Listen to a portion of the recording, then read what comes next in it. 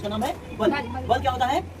कोई वस्तु जिसपे धक्का या खिंचाव हो, या किसी वस्तु पर धक्का या खिंचाव लगने की प्रक्रिया को हम बल कहते हैं। समझाया? अच्छा, बल के बल मतलब क्या हुआ? सपोज दैट कि हम एक बर्गर में हाथ में हम इसमें बल लगाएंगे तब ये अपने एक स्थान दूसरे स्थान जाएगा। इसमें गति हो रहा है। अब ये क्या गति में है? ये रख दिया तो विराम हो गया, ये यहाँ से यहाँ रख दिया, फिर ये यहाँ पे विराम हो गया, ये रख दिया हवा में है तो क्या ये गति में है? ठीक है। अच्छा, बल भी है वो दो प्रकार का होता है, एक होता है संपर्क बल, एक होता है असंपर्क बल। संपर्क बल मतलब क्या हुआ? वैसा बल जिसे हम छूकर प्राप्त कर सकते हैं, या वैसा बल जो हमारे संपर्क में आने के बाद उस पर बल लगता है। जैसे क्या? पहला हो गया आपका घर्षण बल, और दूसरा हो गया आपका क्या हुआ आपका? मांसपेशीय बल। पहला क्या हुआ आपका? घर्षण बल, और दूसरा क्या हुआ? मांसपेशीय बल। घर्षण बल मतलब एक स्थान दूसरे स्थान घर्षण लग रहा है, घर्षण हो रहा है ना, जिसको मतलब रिपल्सन। ठीक है। दूसरा है आपका, इसका नाम है मांसपेशीय बल, हमारे बॉडी की ताकत से। दूसरा असंपर्क बल। असंपर्क बल क्या हुआ? वैसा बल जो हमारे बिना छुए लगता है, जैसे कि विद्युत बल, चुंबकीय बल और गुरुत्वाकर्षण बल। ठीक है। इसके पहले हम एक चीज समझाते हैं आपको, बल के कारक कि बल से क्या क्या हो सकता है। बल जो है इतना ताकतवर होता है कि बल किसी भी चीज का दिशा बदल सकता है। दूसरा, आकृति आकार छोटे रूप बदल सकता है। तीसरा, बल किसी वस्तु को चलने या रुकने में मदद करता है। इसके बारे में हम लोग समझे हैं बल। अब कल पढ़ेंगे हम लोग दाब के बारे में। चलिए एक बार ठीक है।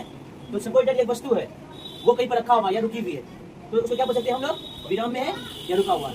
वही वस्तु ए से लेकर बी तक में चलने में जो समय लगा वही क्या करेगा उसका?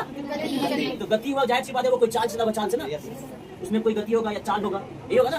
तो आप समझिए एक ट्रेन है, एक ट्रेन पहले एक समझे, एक सपोज डेट मान लीजिए आप दिल्ली में था, ये ट्रेन चलकर कहाँ पहुंची? मुंबई।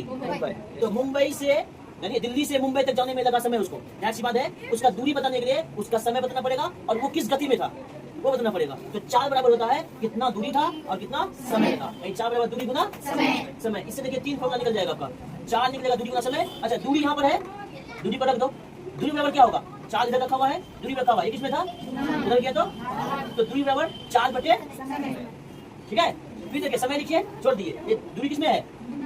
इधर कीजिए, तो समय बराबर चाल बटे या दूरी बटे। ठीक है। ये 3 फॉर्मूला से निकल जाता है। उसके बाद आपको समझाया हम कैसे हम पता करेंगे कि कोई भी वस्तु या कोई भी गाड़ी है वो एक समान चाल में है या असमान चाल में। ये क्या होता है? सपोज डेट की ए बिंदु पर कोई गाड़ी था, 5 बजे वो गाड़ी जो है 10 किलोमीटर प्रति घंटा रफ्तार से चल रही है, 6 बजे जो है फिर 10 किलोमीटर प्रति घंटा रफ्तार से चल रही है। अच्छा, ये किलोमीटर घंटा क्या होता है? किसी भी दूरी को हमको ज्ञात करने के लिए किलोमीटर प्रति घंटा में हमको बताना पड़ता है। क्या बताना पड़ता है? चाल को। क्या बताना पड़ता है? चाल को किलोमीटर प्रति घंटा में हमको दर्शाना पड़ता है। ठीक है। अब देखिए 5 बजे था वो 10 किलोमीटर प्रति आवर घंटा, 6 बजे था फिर सेम, 7 बजे था फिर सेम। इसको मतलब एक समान चाल। क्या बोलते हैं? एक समान चाल। फिर देखिए फिर दूसरी जगह दूसरे बिंदु पर एक गाड़ी जो है 5 बजे 5 किलोमीटर प्रति आवर की रफ्तार से, 6 बजे 10 किलोमीटर प्रति घंटा रफ्तार से, 7 बजे 20 किलोमीटर प्रति घंटा रफ्तार। क्या इसमें चाल सेम है? तो क्या बोलेंगे? असमान चाल। तो क्या समझाए हम कि इसमें क्या समझे हम? विराम किसे कहते हैं और गति किसे कहते हैं और चाल किसे कहते हैं। और क्या समझे? चाल के 2 भाग, एक समान चाल और असमान चाल।